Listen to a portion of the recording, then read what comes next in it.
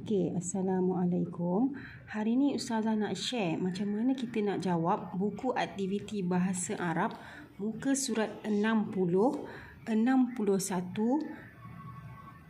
66 dan juga 67. Ustazah ulang sekali lagi, muka surat 60, 61, 66 dan 67. Okey, baik.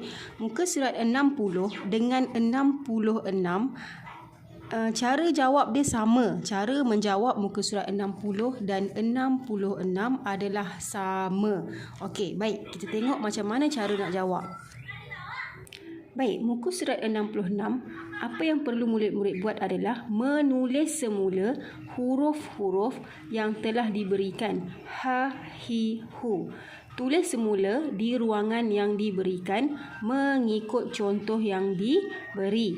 Okey, pada bahagian ini pula, murid-murid hendaklah menulis perkataan ataupun kalimah yang diberikan mengikut cara yang diberi. Okey, dekat sini tidak bagi kita garis untuk kita tulis dengan betul mengikut cara penulisan yang betul. Okey, baik. Sama je untuk ha dua ruang ini, hi dua ruang ini dan seterusnya. Okey, tiru sahaja perkataan yang diberi. Okey, kemudian untuk bahagian bawah ni, apa yang perlu kita buat adalah kita nak kelaskan. Okey, ha dengan alif, ha dengan ya dan juga ha dengan waw.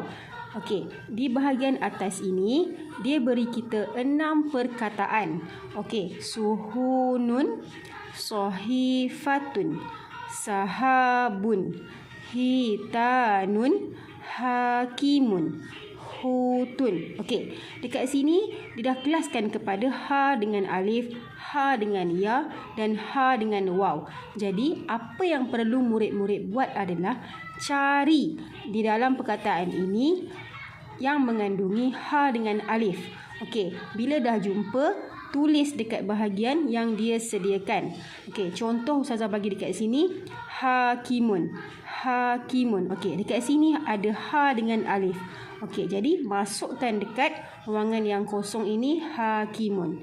Okey, yang seterusnya boleh cari ha dengan alif yang kedua, ha dengan ya, ha dengan waw.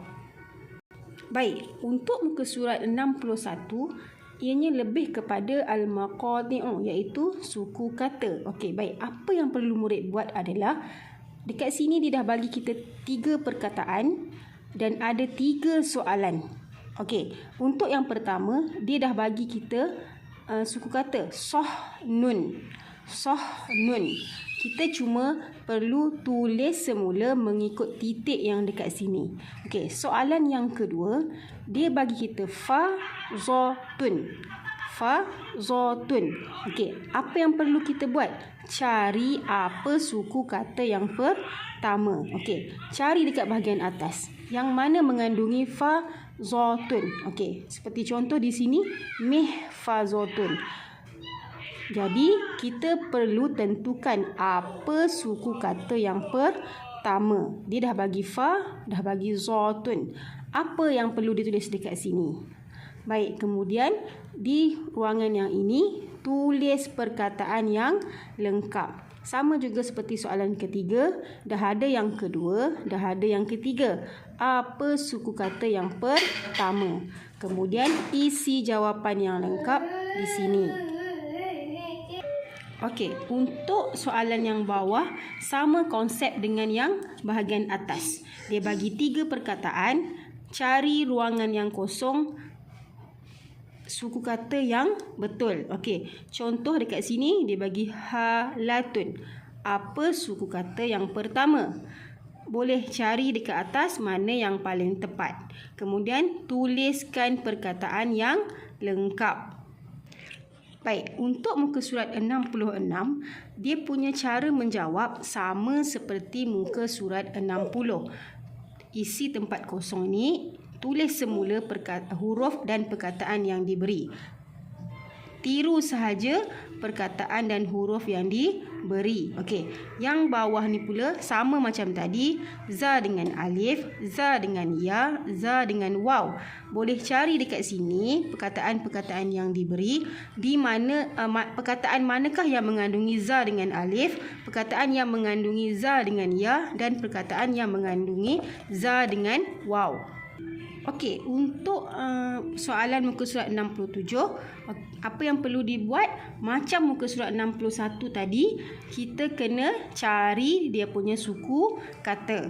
Baik, dia dah bagi kita suku kata kedua dan ketiga. Apa suku kata pertama yang betul? Boleh tengok pada perkataan yang telah diberi dekat atas ni. Okey, bawah pun sama. Cari suku kata yang dikosongkan. Lengkapkan kalimah ni mengikut suku kata yang betul. Okey. Ustazah harap sedikit sebanyak dapat membantu murid-murid untuk menjawab soalan yang diberikan.